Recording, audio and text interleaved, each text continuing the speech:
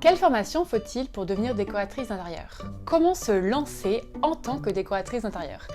Bonjour à toi et bienvenue dans cette nouvelle vidéo. Le métier de décorateur, décoratrice d'intérieur est un métier qui fait envie aux IDE qui souhaitent quitter complètement le milieu du soin. Mais les débouchés et la difficulté à se lancer et vivre de cette activité peut être un véritable frein. Alors, quelle formation faut-il pour devenir décoratrice d'intérieur? Tout d'abord, il n'existe pas de diplôme d'État de décoratrice d'intérieur. Le diplôme obtenu après une formation de décoratrice d'intérieur est donc une certification et non un DE. Les différentes formations de décoratrice d'intérieur se font en moyenne entre 3 mois et 1 an. La formation peut se faire à distance ou en présentiel. Les différentes compétences qu'on peut acquérir avec une telle formation sont notamment le fait de savoir analyser et représenter l'espace, concevoir un projet créatif, décorer, meubler, éclairer. Il y a un travail aussi sur le choix des couleurs, une partie sur l'histoire des styles et de la décoration. Et certaines écoles proposent également une partie sur l'installation en tant que décorateur d'intérieur indépendant.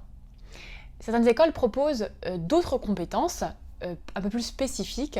L'école que j'ai particulièrement regardée pour faire cette vidéo, c'est le CEF, le Centre européen de formation.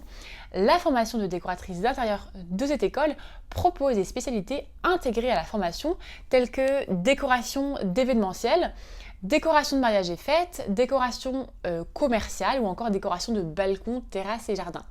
Ce sont donc des formations assez globales qui peuvent ouvrir pas mal de débouchés comme on va le voir tout à l'heure ensemble. Quel est maintenant le coût d'une formation de décoratrice d'intérieur?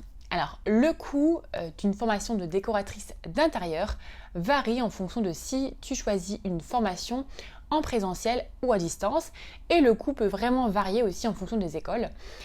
Donc de ce que j'ai trouvé, pour du présentiel, ça peut aller de 3 à 6 000 euros.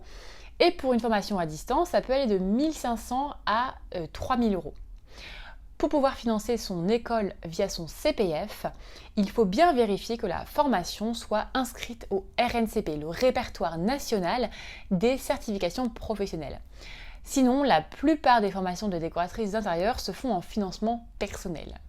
Maintenant, quels sont les débouchés pour une décoratrice d'intérieur? La grande majorité des décoratrices d'intérieur sont des professionnels indépendants. La formation de décoratrice d'intérieur peut ouvrir à différents postes, comme par exemple designer d'espace intérieur, architecte d'intérieur, collaborateur en architecture, dessinateur en architecture ou encore maître d'œuvre en architecture.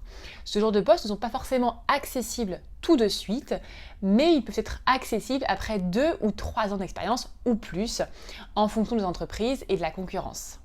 Donc à la fois, il est recommandé avant de s'installer à son compte d'avoir une expérience, et à la fois, les peu de postes salariés demandent souvent quelques années d'expérience. Donc quoi qu'il en soit, il est bien important d'avoir en tête qu'il est assez rare d'en vivre avant 2 à 3 ans et que les postes en tant que salarié peuvent être assez longs à trouver.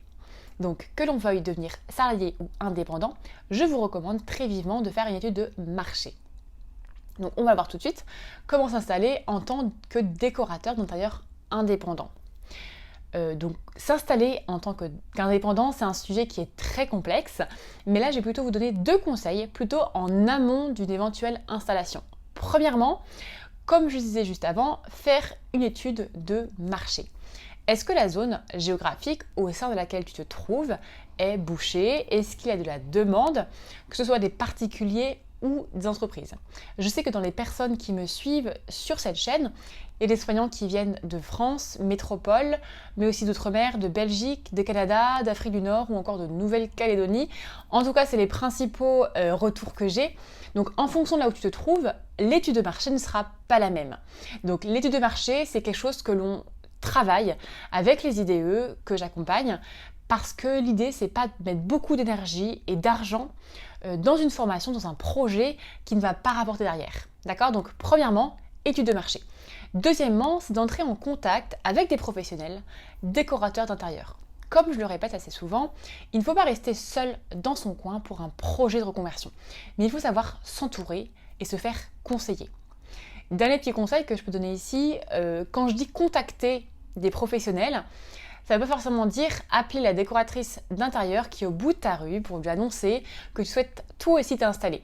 Là, tu risques d'avoir des avis négatifs. Mais plutôt quelqu'un qui n'aura pas peur que tu lui fasses la concurrence, donc à 100, 200 km de chez toi. J'espère que cette vidéo t'aura plu. N'hésite pas à t'abonner à ma chaîne pour recevoir toutes les semaines une nouvelle vidéo sur tes conseils, astuces ou témoignages pour évoluer ou se reconvertir après IDE. À très vite.